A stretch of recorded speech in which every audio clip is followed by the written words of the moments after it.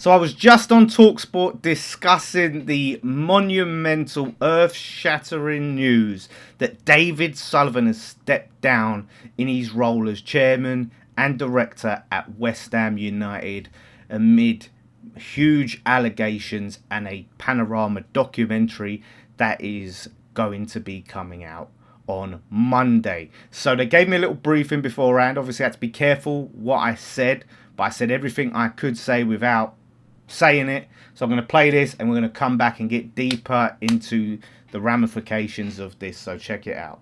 Let's talk to Dan Lawless from West Ham TV. Dan, how are you? Thanks Hello, for coming Dan. on. How's it going, guys? Yeah, not too bad, not too bad. I'm still in shock, to be honest with you. I was not expecting that today and Saturday afternoon. So, but yeah, not bad. So obviously, look, we don't want to get sued for libel, and we don't really want to talk about the allegations. I want to talk about how he and Karen Brady have run the club. I know she left earlier, and actually them leaving. As a fan, taking the allegations aside, as a football fan, as a West Ham fan, how do you feel that he is not in charge of your club now? Yeah, I mean it's great news. It's the news that we've been dreaming of for so long. You know, better part of 10 years. You know, we've been waiting for this day. Now it's not a complete, gone. He's still got his shares in the club. He's still a equal or majority shareholder with Daniel Kretinsky, but he stepped down as the chairman, as director of WH Holdings and West Ham United Football Club, which is a big step forward. It is huge. We wanted Brady out as well. She went. Now Sullivan. It's a step forward to get him what we've wanted. So he's no longer in charge of the club. He's no longer meddling with transfers like he has season after season.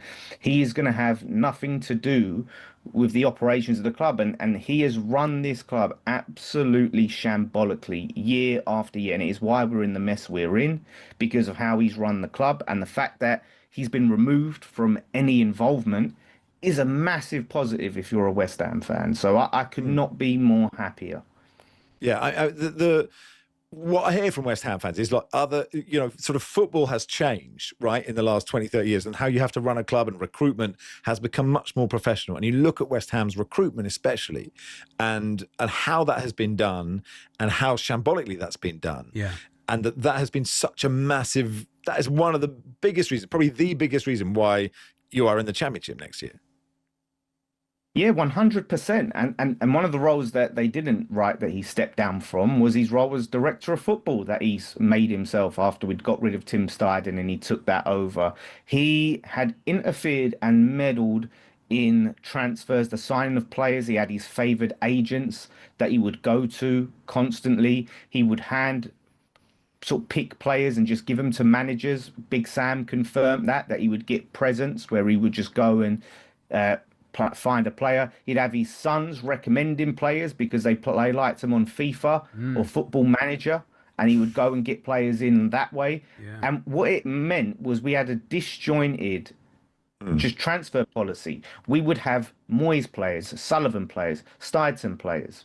If you own a football club, just because you own it doesn't mean you have an expertise in football. A lot of clubs have a structure and have football people involved. He has no background or qualification to be choosing players for this football team at all. So, yeah, that's big.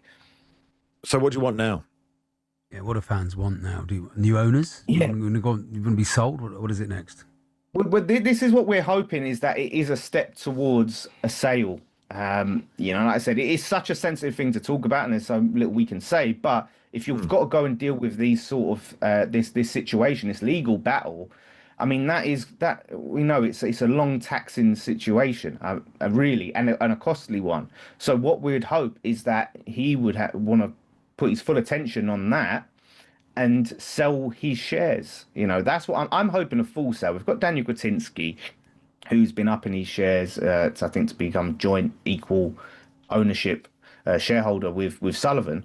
So look, he may look and push for a full takeover. I think with this going on, the value of those shares with us in the Championship and what's going on is probably worth a lot less. So we're hoping now that there's someone out there that is ready to strike while someone's at their weakest. When you're going to do a takeover of a business, you want to take them when they're at their weakest, when their shares are worth less. So I'm hoping it means we get the takeover. I think we've been rumored and linked with Amanda Stevely, who went in and helped At facilitate the Newcastle, yeah. takeover at Newcastle. Yeah. So if she can see and smell blood and go, yes, now it's right. Now I'm going to go in and get the best value and get those shares. I think there's never been a better time for us to get a takeover. He's never been more vulnerable. So, And I suppose yeah, it's a tricky. Sorry, Dan. It's a tricky. The timing is tricky, but because you don't know who's going to leave, right? Lots of your players will leave. Your best players will probably leave. Who are you going to stay? What your rebuild is for the championship? Are the people that are now in charge? Do you have faith that they will be able to do that job? Because someone buying the club is fine, but that's not going to happen the next month or two, is it? Right. So, like, are you confident now, or more confident that people in charge will be able to do that transition? yeah, I'm more confident in terms of the people that are there. So at the moment, Nuno is going to be the de facto sort of transfer chief when it comes to picking players and things like that. We've been rumored with a director of football coming in that I heard was imminent. It's not happened yet. So at the moment, it seems to be Nuno and maybe the current board that are left that he'll have to answer to. So I'm more confident that they can now do it without any interference. It's just going to be now of a case of the funds. We have to raise around 150 million pounds to deal with the debts that we've got before we can start to look to buy players. Now, I did a show yesterday and we was talking about the potential of forcing Kretinsky and Sullivan to actually dip their hand in their pockets, because if they invest their own money, it would alleviate a lot of that financial burden that we've got to deal with. Obviously, that's not going to happen on Sullivan's end now. I'll be interested to see if Kretinsky is now going to put his hand in his pocket, because he's always been reluctant to do it if Sullivan wouldn't do it. Because they're joint chairman, it's like, well, I'm not going to invest if you're not going to invest. So that is a big question of what's going to happen to us on a financial level. That's the sort of concern, because we are in a state of limbo. We had not just Karen Brady left, near enough all of our executives left with her, just before the end of the season. So we are in this state of transition, this state of limbo, and we need to act quickly, start hiring the right people, and really go aggressive in this transfer window. Get the most money we can for the players we're selling, and try and get some good buys. Thank you, Dan. Thanks for coming on, especially at short Dan. notice. So there it is. It was so hard, and it's been so hard to talk about Sullivan for so long on these platforms, even on our own channel. But we've been able to be a little bit looser on our channels.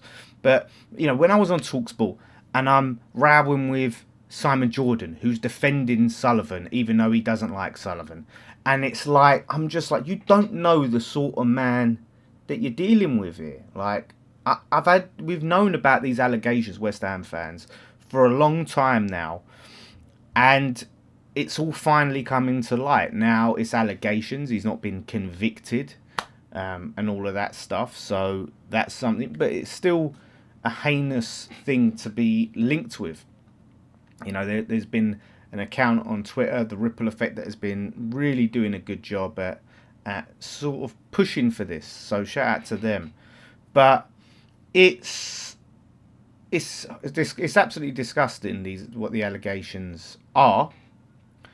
But it's huge ramifications for this football club. Like, to have this document, and this is the thing, we're all waiting now for Monday. The Panorama documentary was supposed to come out last Friday, and it didn't. I think the lawyers got involved and they pushed it back. And now clearly they couldn't push it back anymore. We can get another gagging order. This is coming. And when Karen Brady and all those executives left, a lot of us said, this is why. Because allegations are going to be coming out. There's no way Brady just leaves with like 3 games left to go or 4 games left to go into the end of the season, whatever it was, just for, I just want to go and do other things. And all these executives want to go and do other things. They've all known. That's probably why we haven't heard or seen of Mark Noble for quite a while. He's been a ghost. Maybe he might come back around. But it was very telling. And now, Sullivan out, is a reality. He's not gone completely. Obviously, he's still a major shareholder at this football club. There's rumours that his sons will take position in his place, which is crap if true. Look, it's anyone but Sullivan was always my motto for the most part. Look, get him out and then deal with it. But I don't want his kids. It will be Sullivan's out. Like, you cannot, with them allegations, right, have anyone with that name associated with this football club.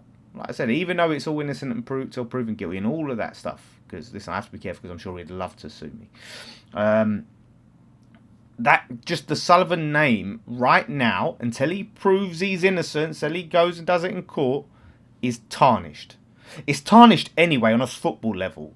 Take aside the allegations. On a football level, the guy is just an incompetent mess, and everything they've touched has turned to shit, except when they've sort of lucked their way into something. You know what I mean? Like stumbled their way into success. You know, but ultimately, what he has done to this club is unforgivable, and the allegations, if true, are absolutely unforgivable. I said on West Ham Fan TV that his newspaper, a lot of stuff is public there. You can go and see what he was publishing in his newspaper. That was very, very dodgy, even at the time. Even at the time, countdowns to 16 birthdays, pictures, and it's there for people to go and look out. Right, like I said, that's why I shout out to the Ripple Effect on Twitter, because they keep these stuff in the public eye. So for West Ham, it's like a black cloud is starting to be lifted. Like I said, until he's truly gone, until he's no longer has anything to do with this football club, it's not over. Right? Let's just make that abundantly clear. Until he is completely removed, the club is sold, and he has nothing to do with this football club. His family have nothing to do with this football club. It's not over. We have to keep this pressure on. It needs to get to a point where it is just untenable. And listen, I hope justice is served in this legal battle, right? Whatever you think justice is, whatever side of the law that falls down on, innocent or guilty, whatever. I hope justice is served, of course. But the fact that you can have these allegations against you, right, as our owner, and he said in his statement it's because, you know, he was in the adult entertainment industry for years. You've embarrassed us. You've brought a stain on our name by putting yourself in a position where you could have had those allegations against you, even if they're not true. So I've just got a big relief that he is not going to be hands-on with this team and this club anymore, at least for the foreseeable future. All of that getting involved in transfer business, which is very hands-on when it comes to who's coming into this club, all of that stuff is gone. No more of that. He has to go and deal with this legal case. He's threatening to sue BBC for the Panorama documentary that's coming out and everything. And look, that's just a way of, you know, trying to maintain your innocence. I'm so innocent. It's slander. The BBC, whatever you think about them as an institution in 2026, you know, with the legal stuff they've had in the past, you would think they've done their due diligence. There's a reason they didn't put it out when they put it out, and they're putting it out now. They must be completely certain that what they are putting out will not get them in any hot water legally. It must be damning. It must be damning. Someone posted on the live stream that I did was they've seen a rough cut, and it is pretty bad. It's Panorama. They do some hard hitting stuff in proper investigative journalism for the most part. So it's going to be big, and we will be there, and we will be covering it. So it's all eyes going forward. Like I said, this season, it's been a long, hard season. I've been on the Overlap, been on TalkSport, I've been on Sky.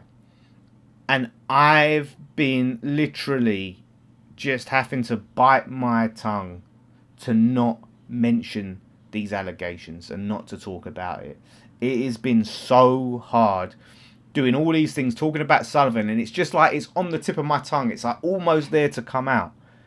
But I couldn't say it, and it's just been a worst kept secret in football, especially among West Ham fans. So I'm glad it's out now. All the major news stations are covering it. Sky's covering it, obviously BBC, Talksport are touching on it. Like, some of them aren't touching on the allegations. I think once we see this Panorama documentary, we're going to be able to talk in more detail about these allegations, because then it's all there out in the open. And we can just say, well, we're just talking about what was there public by Panorama. So if you can sue anyone, sue them. So big day for football, big day for justice, hopefully, whatever that is. And it's not done. It's not done. It's a huge step in the right direction, but it's not done, people. Keep our foot on their necks. Get them out, 100%. So, all eyes on Monday, 8 p.m. BBC One Panorama. We will be there.